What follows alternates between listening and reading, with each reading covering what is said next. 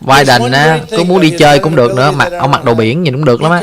Put down one of those 16-ounce little things that made out of light aluminum.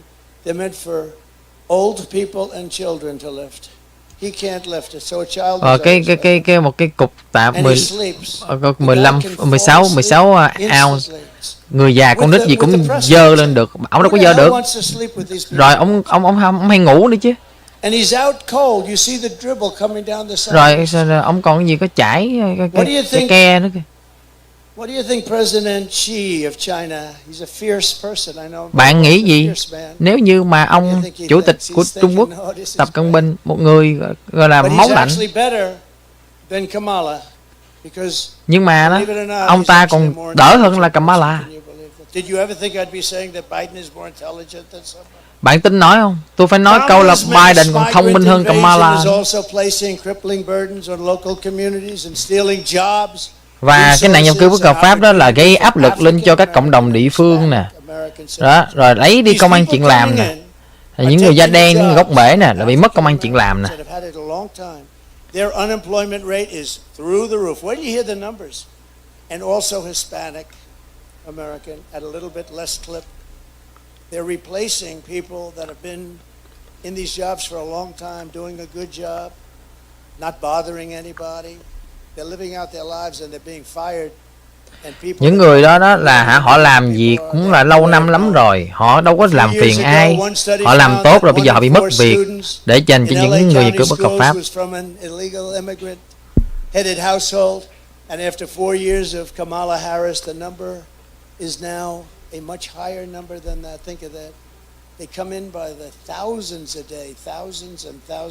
Ở LA đó là người nhập cư bất hợp pháp vô đây cả ngàn mỗi ngày.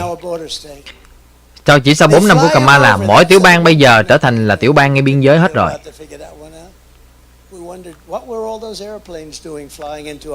Và Tổng thống nói về những cái chuyến bay đưa người nhập cư bất hợp pháp bay vô trong nước Mỹ nè.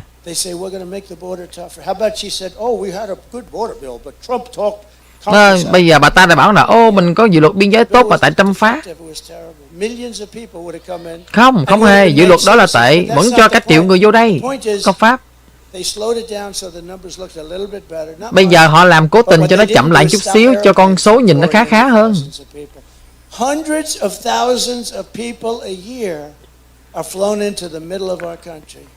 Hàng trăm ngàn người mỗi năm được là phi cơ đưa bay vô trong đất nước của mình.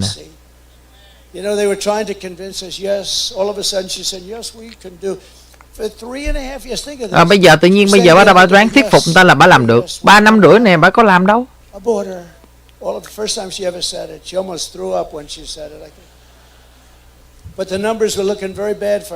Nhưng mà những con số thăm dò đang rất là tệ cho bà ta. Rồi tự nhiên bà ta nói là mình cần biên giới, bức tường biên giới. Và các bạn biết á, là bên Mễ đó họ trả cho mình nhiều hơn vì bức tường biên giới. Ví dụ như là họ đem cả ngàn binh sĩ tới đó để mà canh gác biên giới đó, không tốn tiền luôn.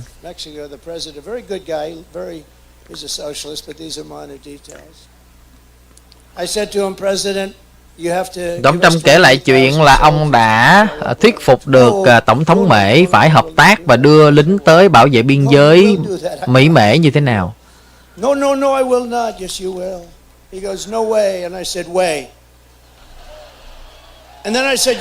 nói là no way tức là gì, không đời nào. Cái tổng thống nói way là gì, là có nha.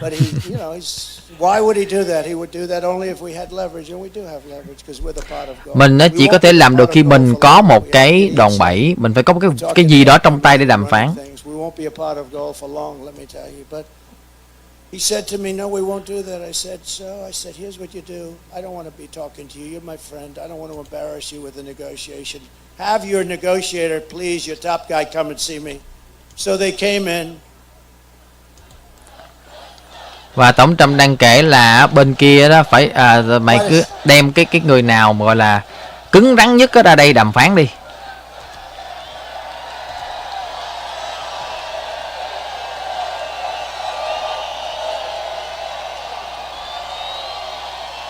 That's nice. That's Thank you. Thank you. What a friendly group this is. I thought there was a little riot over there.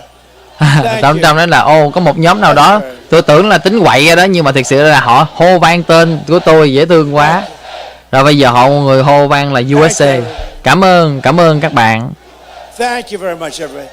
That's very nice. Thank you over there. I can't even see him. It's so far away. Thank you very Tôi không thấy được, xa quá, nhưng mà cảm ơn. So they might as well get into the act because it is far away. This is crowded. Chỗ này quá đông người. Just to finish the story, so I said, the guy comes in wearing the most beautiful suit I've ever seen. In fact, I wanted to say, who's your tailor, but it wouldn't be a good negotiation.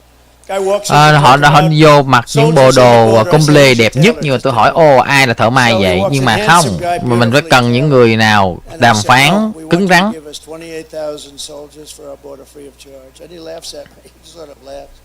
The State Department woman, very good, 25 years she's worked on Mexico. She said, sure, they'll never do that. I said, yes, they will, 100%. He said, no. I said, yes. He said, no. I said, yes. Then I said, here's what I'm doing. I'm signing an order. Every frickin' car that you sell into the United States is going to have a 50% tariff. Và cái cách mà Tổng Trump bắt họ phải hợp tác đó chính là Tổng Trump ký sắc lệnh mỗi chiếc xe mà họ bán vô nước Mỹ là thêm 50% thuế. Call somebody. I said, you're going to call the president, right? Yes, I am. Came back. I said, do me a favor. I'm very late. You know, they're trying to impeach me, and I have to work on that a little bit more. These sleazebags. Và Tổng Trump kể về chuyện những cái kẻ mà hạ lưu ở trong quốc hội thì cố gắng đàn áp ông. Nobody did what I did. Nobody. So what happens is this. So he comes back 2 minutes later. Sir, I'd like to report that it would be our honor to give you. Và sau đó thì cái bên Mỹ đó họ quay lại, họ nói rằng là họ rất là vinh hạnh để mà đem hàng ngàn lính tới để canh giữ biên giới. I just wanted to set the record straight, you know. Remember when I said if they don't give, we're going to build the wall 10 feet higher? I was going to do that too. Tôi chỉ muốn nói cho rõ ràng mọi thứ thôi, tại vì họ nói là mình không xây được cái bức tường biên giới cao hơn 10 feet mà tôi làm được chứ bộ.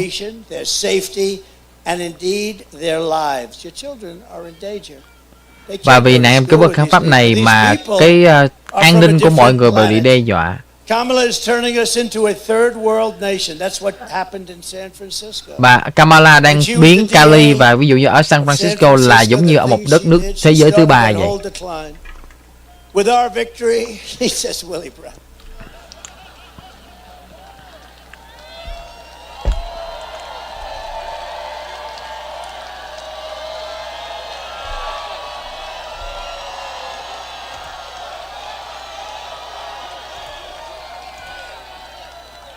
Who said that? Who's the guy? What? Stand up. Tổng thống hỏi ai là cái người nói cái gì vậy? Cái câu gì nãy em nghe cũng không rõ. Tại lúc đó Tổng thống đang phát biểu. This can only happen in California. Điều này chỉ có thể xảy ra được ở California thôi. Yeah. I didn't say it. Remember that. He said it. He said it. He said it. Do you remember when a man, we're talking about this guy, Chris Christie, he went off the reservation, right? We have some people, and some guy shouts out to me, he's a fat pig, sir. Tổng thống đang kể lại cái chuyện là về Chris Christie. Chris Christie a fat pig. Là heo nọc đó. Tổng thống nói ông không có được gọi Chris Christie là heo nọc nghe. He is not a fat pig.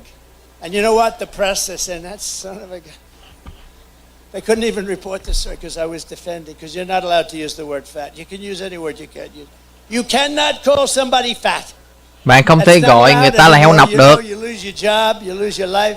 Là mất công ăn chuyện làm, là mất cuộc sống luôn nè.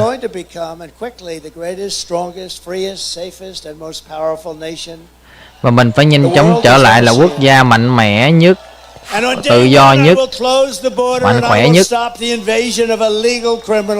Và mình phải ngay lập tức đóng cửa biên giới trước những người nhập cư bất hợp pháp đi vô đất nước này.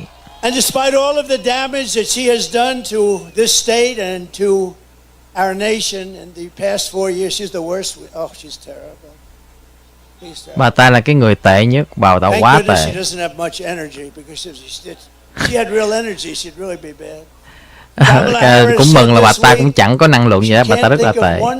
Not one thing that she would do differently. Take a look. I'll show you a few. Và khi mà hỏi là Biden có làm, bà ta có làm gì khác với Biden không, bà ta nói bà ta không thể nói được một thứ nào có thể khác được. Đó là Tổng Trump tiếp tục cho mọi người coi cái quảng cáo.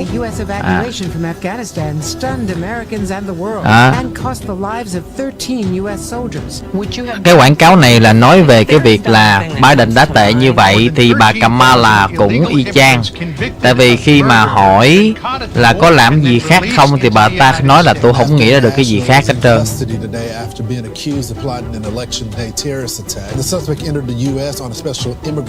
Gut-wrenching new details in the murder of Georgia nursing student Laken Riley. The illegal immigrant suspect, who cops say committed the heinous murder, is a Venezuelan national who crossed the unsecured southern border back in 2022. Two men investigators say are in the country illegally from Venezuela are charged with capital murder in the death of Jocelyn Nungaray. A fifth illegal immigrant accused of attacking two New York City police officers over the weekend showed no remorse or regret. Would you have done something differently? There is not a thing that comes to mind. Only 18% say the economy is in excellent or good condition. US inflation has hit a new 40-year Không, mà công nhận cái màn hình làm đẹp thiệt. 9.1% over the financial year. The cost of homes have spiked. Home buyers need to earn 80% more than they did in 2020 to afford a house. Were you the last person in the room? Yes.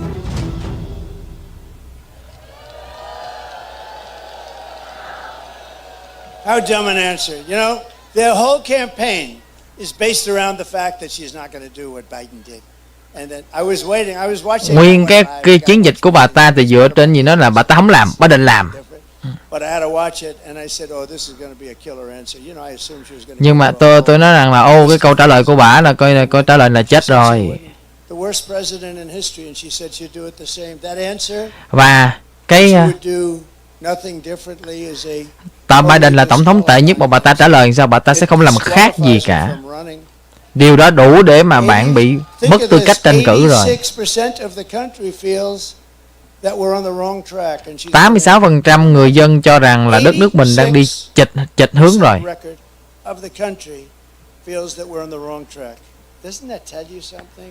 Điều đó có nói lên cái gì cho bạn biết không nào? Tôi lo ngại trong 3 tháng tới lắm mà. Không biết mình có thể bị rơi vào cuộc đệ tam thế chiến hay không nữa.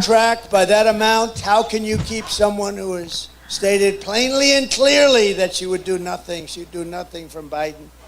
With your vote, I will act with urgency and speed to save America and to rescue the people of California from. Và khi tôi vào chức vụ, tôi sẽ làm việc với một tốc độ ứng cứu thật nhanh để mà cứu cho bà con ở California nữa. We are going to take inflation. Mình sẽ phải ngay lập tức vô để mà chấn chỉnh lại cái lạm phát. Mình phải làm cho nó giảm xuống.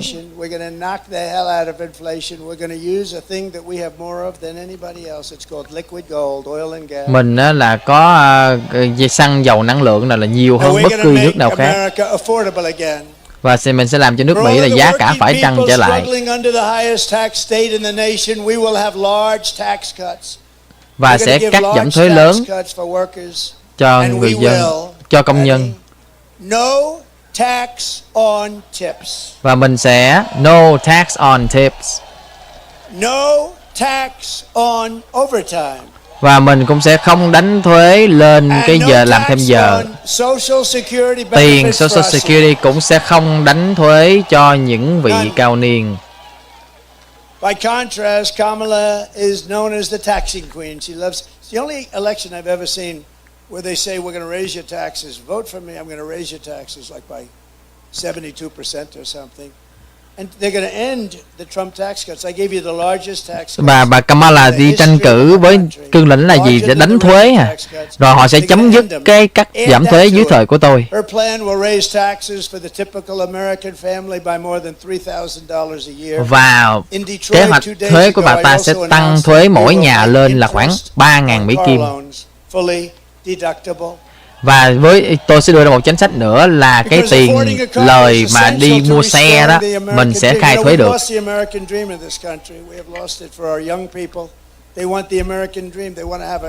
Những người trẻ của chúng ta đang cần những giấc mơ Mỹ. Rồi họ cũng thích Elon Musk nữa. Mới đây các bạn có thấy Elon Musk không? Anh ấy rất là hạnh phúc. Anh ấy là rất khôn ngoan, thiên tài, nhưng mà bây giờ anh đã đội cái nón Đắc MAGA rồi đó. He sees a hat. I didn't even know we made them. It's all black with black letters. That's called very subtle, right? You hardly even see "Make America Great Again." He fell in love with it and he wore it. I don't think he's taken it off in weeks. Now he wore it. Anh thích cái nón Đắc MAGA đó, anh ta đội nó lên. Tôi không biết là mấy tuần đến nó bỏ nón ra không nữa. Nhưng mà nhìn nó ngầu ha. Anh endorse tôi đó. Và anh nói rằng là nếu mà tôi không thắng đó là coi như đất nước đã chấm hết. Và hôm nay bạn biết anh ở đâu không? Anh đang đi vận động cho tôi đó, ở Pennsylvania đó.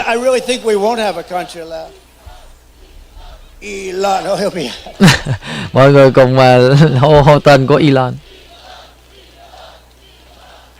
He's a great guy. But you know, really, I got involved last week because, as you know, Biden and Harris have done a horrible job on North Carolina. Biden đang làm việc rất là tệ hại ở North Carolina, là nhắc tới cơn bão Helene. Hurricanes that came in, it really wiped out North Carolina. And a person I know, an official in North Carolina, said, "Sir, we're wiped out here." Một quan chức của North Carolina nói với tôi là nó như nó quét sạch qua một khu vực của tiểu bang luôn. I mean, they were literally landlocked. And he said, "Do you know Elon Musk?" And I said, "Yeah, I do. What do you?" Họ giống như là bị cô lập rồi, nhưng mà người quan chức đó nói với tôi rằng là ngài biết không, Elon Musk đem Starlink tới đó để mà giúp cho cái việc là viễn thông qua đó.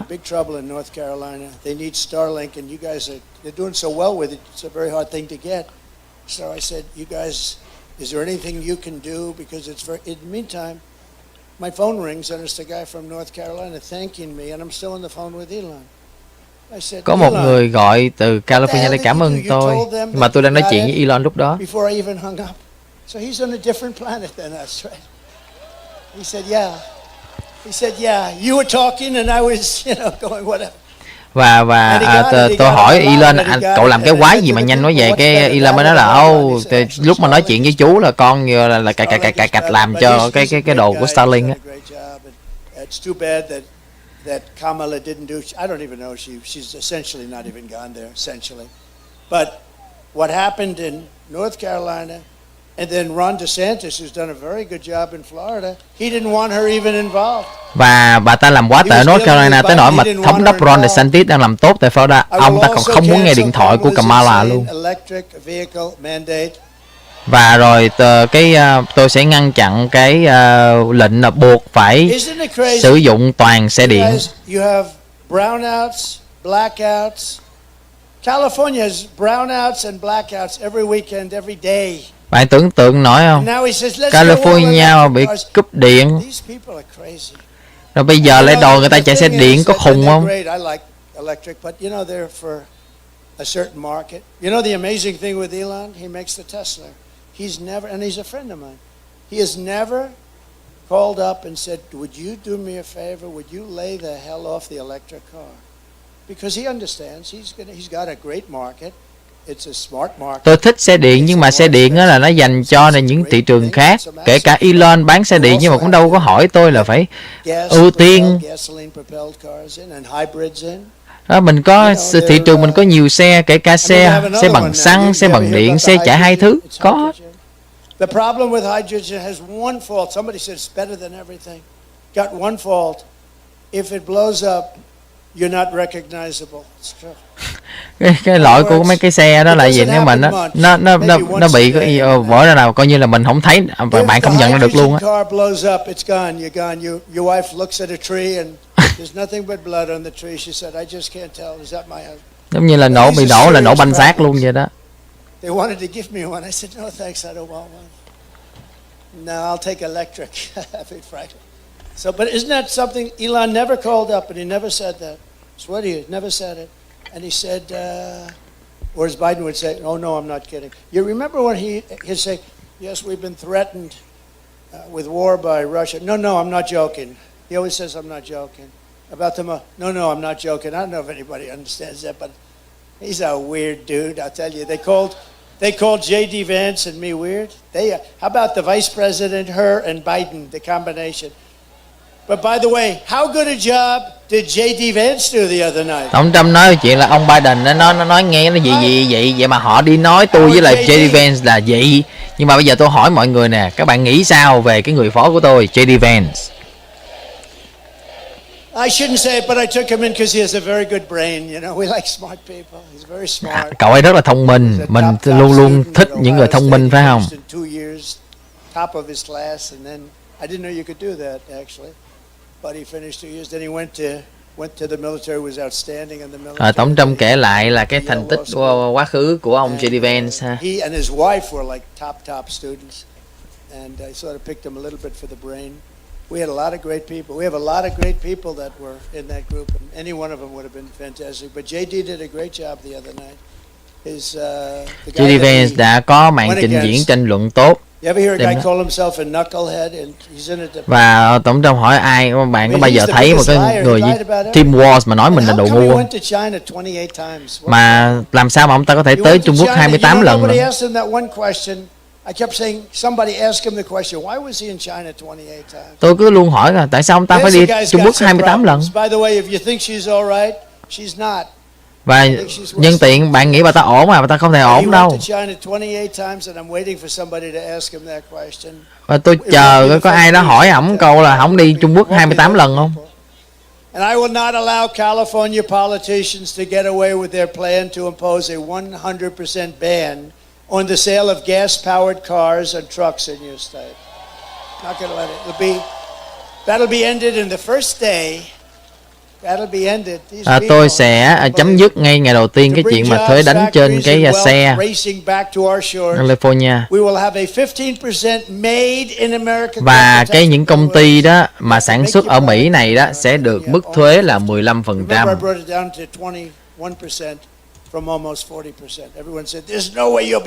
Tôi sẽ hạ mức thuế xuống 21% từ gần 40%. Nhiều người nói tôi không làm được, nhưng mà tôi làm được đó.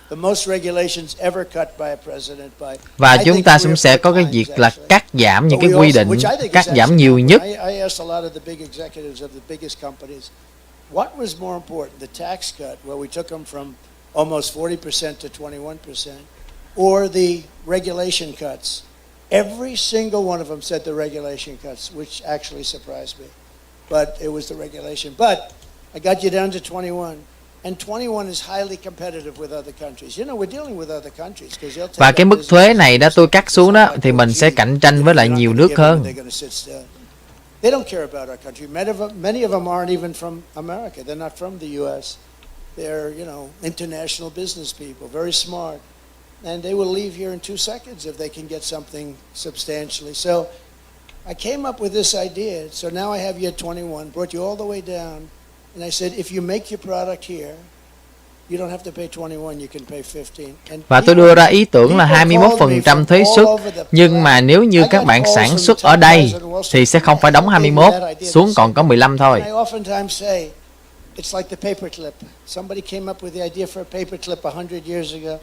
They look at it, and everybody looked at it and said, "Why the hell didn't I think of that?" It's like the Và có những ý tưởng rất đơn giản giống như là cái đồ kẹp giấy chẳng hạn. Hồi xưa người ta thấy cái đồ kẹp giấy, rồi người ta mới thấy là tại sao tôi không thể nghĩ ra được cái điều đơn giản như vậy. Stealing our jobs, our treasure, our wealth, and we will take in hundreds of billions of dollars in tariff to the benefit of American citizens and pay off debt, or we're going to take care of our. We owe $35 trillion. We're going to start cutting it down very quickly. We'll be able to with growth. We call it growth. But we're going to do that. We're going to protect these companies with tariffs. Remember this. In many years, many decades, China never paid 10 cents. Trong quá khứ đó, Trung Quốc đó là chưa bao giờ phải trả cho mình đó, dù có 10 cắt. Mà trong đó tôi là lấy lại được hàng trăm tỷ về qua thuế khóa rồi qua những cái hợp đồng. Một số người hỏi Tập Cận Bình là người như thế nào? Ông ta là cái người rất là hung tợn. Tôi phải nói vậy thôi. He rules it with an iron fist, and the press gets upset when I say he's a smart man. Ông ta lãnh đạo 1,4 tỷ dân với bàn tay sắt. Tôi nói ông ta khôn ngoan thì đám truyền thông này là không chịu. The sleazebags, like a guy that you're going to elect to the Senate, Shifty Adam Schiff. He's a sleazebag. Rồi Tổng thống nhắc tới là Adam Schiff, một tên hạ lưu. No, he's a major lowlife. And because of the fact that, they send millions and millions of ballots someplace. They send them all. Rồi họ gửi đi cả triệu phiếu đi đâu đó. They take ballots, they just send them all over the place. They come back and they say, somebody won by 5 million votes. It's so corrupt. But you're going to have. Nhưng mà tham nhũng quá, cuộc bầu cử làm kỳ quá. One of the true, I know him well because he conceived of the Russia hoax, right? Adam Schiff là kẻ phát tán cái câu chuyện tào lao về Nga. Hắn này cái tay này rất là bệnh hoạn.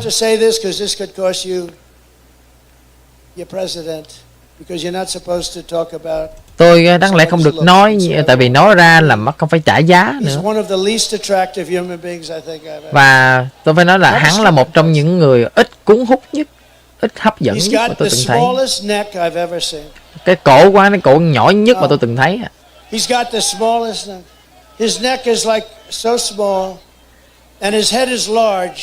Cái cổ thì quá nhỏ, cái đầu thì quá bự. Not being held up by much. I can guarantee you he will not be playing for your local football team. I guarantee. Hắn không bao giờ được chơi trong đội banh cana. By some incredible people and friends of mine and warriors, real warriors.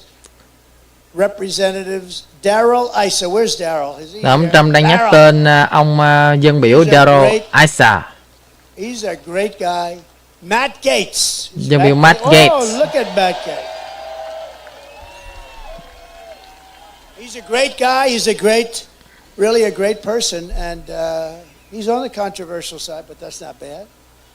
And is he here with Ginger? He's here with Ginger. Hi, Ginger. Và có cả vợ ông Matt Gaetz ở đây, bà Ginger.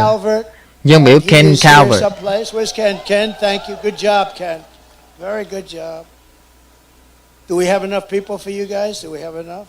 Broke the record. There's Mr. Tom Barrack. I didn't recognize him with that hat on. Look at him. Stand up, Tom. Có Tom Barrack. Tom Barrack, một người một doanh gia rất thành công. But everybody needs to get out and vote for Ken, who's running right now. A radical California liberal is running against him, and I gave him. Mọi người nên bỏ phiếu cho ông Ken, tại vì có một tay cực tả đang tranh cử đấu lại ổng. Tôi đã endorse cho ổng rồi đó, nên là mọi người đi ra bỏ phiếu nha. Native American tribes, they're fantastic people. We have the chiefs, we have. Còn có cả những người bản địa nữa, những người da đỏ nữa chứ. Where are they? They're phenomenal people. Những người thật là ấn tượng, làm tiệc. Rồi có các nông gia ở đây nữa. We do very well with the farmers.